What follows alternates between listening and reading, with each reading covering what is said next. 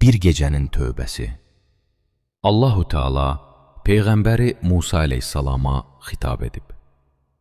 Ey Musa, filan məhəllədə bizim dostlarımızdan biri vəfat etdi. Get onun işini gör. Sən getməzsənsə, bizim rəhmətimiz onun işini görər, buyurdu. Həzrəti Musa əmr olunduğu məhəlləyə getdi. Oradakilardan bu gecə burada Allahu Teala'nın dostlarından biri vəfat etdimi, deyə soruşduqda, ey Allahın Peyğəmbəri, Allahu Teala'nın dostlarından kimsə vəfat etmədi. Amma filan evdə zamanını pisliklərlə keçirən bir gənc öldü. Pis əməllərinin çoxluğundan heç kim onu dəfn etməyə yanaşmır, dedilər.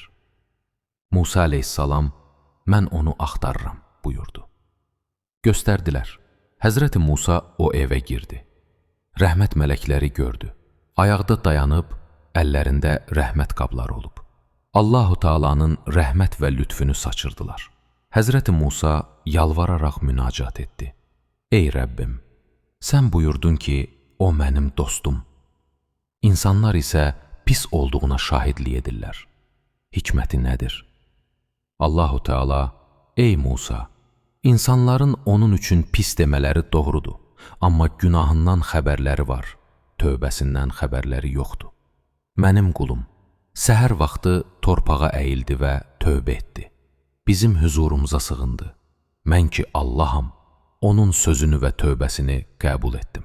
Ona rəhmət etdim ki, bu dərgahın ümidsizlik qapısı olmadığı aydın olsun, deyə buyurdu. Allah hər birimizin tövbələrini qəbul edib, günahlarımızı bağışlayar inşallah. Amin.